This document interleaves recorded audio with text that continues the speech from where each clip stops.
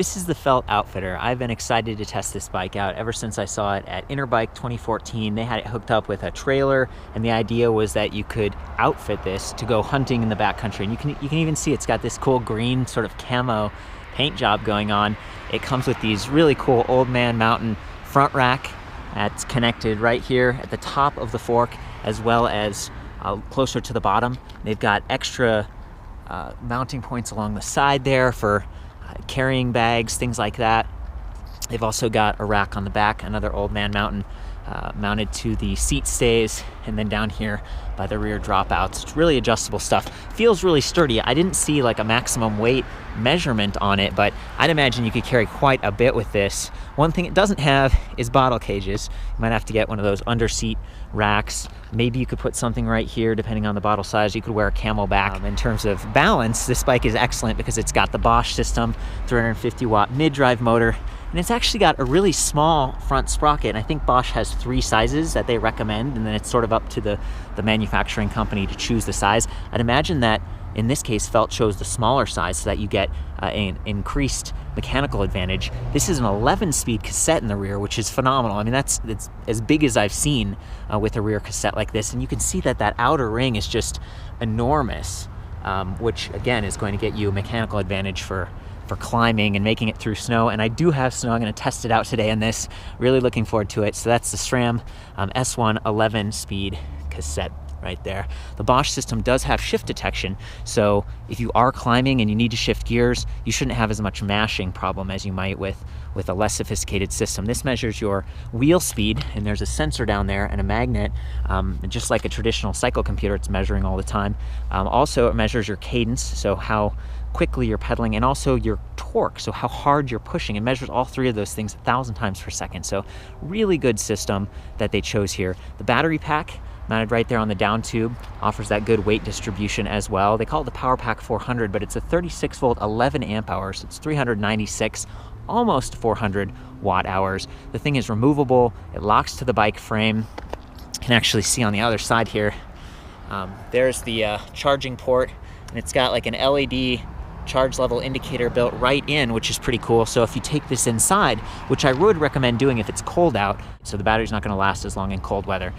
If it gets really hot, that slowly damages it as well. So you try to keep the battery stored in a cool, dry place. And with a bike like this that might be wet and cold a lot, or sandy, it's just a good idea to be able to take that off. I also love that the display panel is removable, and I'll get to that in a minute. I want to touch on some of the other just niceties of this bike. I've got these matching pedals, really oversized platforms with deep sort of nubs, so you're not going to slide around on them too much. The tires themselves, which are sort of the highlight here, are 26 by 4-inch Schwalbe Jumbo Jims. Pretty cool. And you can see that their rims here are double walled, and they've got these punched out holes which reduce weight and create a little bit of suspension, because the tire can kind of push up on the tube right there. It's like a Presta valve we're working with, and the axles on both of these are 150 by 15 millimeters. So 15 millimeter through axle is just going to give you a lot of stiffness. It's going to make it easier to kind of mount those versus a skewer. So it's definitely an upgrade. Got SRAM hydraulic disc brakes with guide activators up here. 180 millimeter rotors front and rear. Quick release front and rear, so that's going to make tuning this up on the trail or whatever if you have an issue a lot easier. Tapered, oversized FSA headset. All the cables are routed right through the frame, so it's just a really clean design. You can imagine if the battery wasn't on there, you could hang this off the back of a rack, no problem. And this bike comes in 3 sizes. So we're looking at the medium size here, 18.5, but it also comes in 16 and 21. So this is just a really, really versatile bike. And it's, again, cheaper than their other fat tire bike. I think this is $54.99. They also have one that doesn't have the racks, probably a little bit lighter. It's a little like sportier for that kind of active riding, whereas this is designed to be like a hauler, like a Sherpa for you, which is really cool. It's the FSA headset from the top. Just a nice little low-rise handlebar setup, trigger shifters on the right. These nice felt grips kind of blend in a little bit, just rubber. Nice felt pattern on there. And then there is the sort of control pad that you use to maneuver this bike once you get going. There's the WTB thin line saddle Really cool stuff. So now I'm going to talk a little bit about how to activate this bike. Once you've got the battery on and it's charged, you just come up here and press this power button. The display panel is really cool because it's really large, it's backlit, and you don't have to reach over from the grip. You can activate most of the settings from the left here, but I'm going to try to focus in on the different modes. So this I stands for information, and it lets you switch from the different readouts down here. So right now we're seeing max speed, you can see average speed, trip time, odometer, trip distance, clock, okay? And then there's another readout here called range, and as you go from off to eco, which is pedal assist, the lowest level, tour, sport, and turbo, which is the highest level, it actually factors in how far it think you can go based on the battery capacity. So 21 miles is its guess for turbo mode, and right now for eco it says 57 miles, and that's incredible. This isn't going to get quite the range of other Bosch powered electric bikes just because it's so much larger, and you've got that great surface patch and the wide tires, which are going to help you not sink in on some terrain, but they're also going to slow you down. There's more resistance and kind of drag as you're going along, so keep that in mind. One thing that's cool about this model is it actually takes advantage of that light button. You press that, the backlighting comes on the display, the Intuvia display, and you've got this nice little headlight right here. Now there is no tail light, so keep that in mind. You might want to add one of your own at a later date. But as I was mentioning before, there's the eye right here, and you've got the same thing, which is really easy to reach and activate while you're riding. And the plus and minus, they even click. So you've got a little bit of tactile feedback as you're riding. You don't have to guess, you don't have to look down really at the display, you can focus on the terrain. And as I mentioned before, it's a really responsive motor, and it's so responsive that they don't have like brake lever inhibitors. So when you hit the brake, if you're still pedaling, you could be fighting the motor, but what I've found is that, you know, you usually stop, the motor stops almost instantaneously, which you'll see later in the ride test.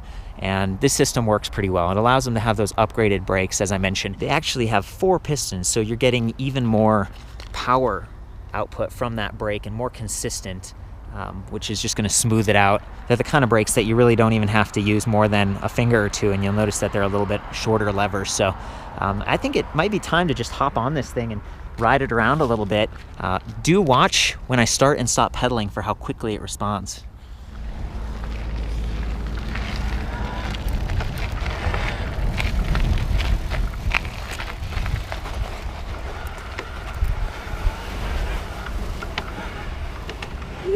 Oh boy, no problem getting through some of this terrain.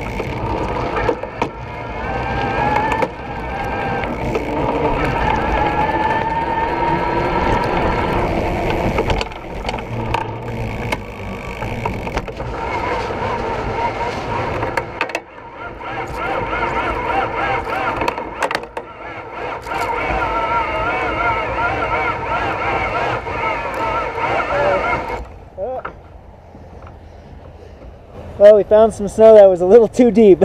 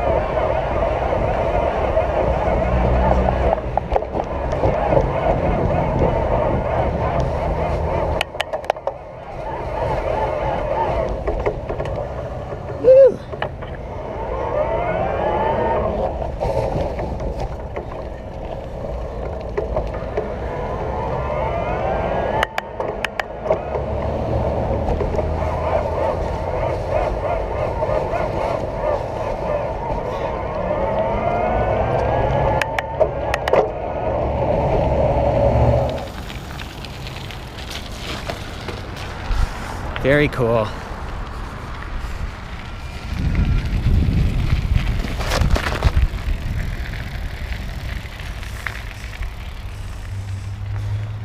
Wow. Well, that is the Felt Outfitter. You know, it costs a little bit more than some other electric bikes, but in terms of fat bikes and quality, this thing is just awesome. It feels so versatile. You could do so much with it. It's fun. The camo really appeals to me. Felt's a good company. They've been making traditional bikes, and they're known for racing development. So they're lightweight, they're durable, they've got a good warranty. The Bosch system is great. This is a fantastic bike, and I'm actually surprised that it's cheaper than the Lebowski, because they seem fairly similar, but you get a lot of extras with this one. Again, I think this one's a little bit heavier. Yeah, you know, for the full write-up on this with specs, pictures and stuff, I'll see you back at ElectricBikeReview.com.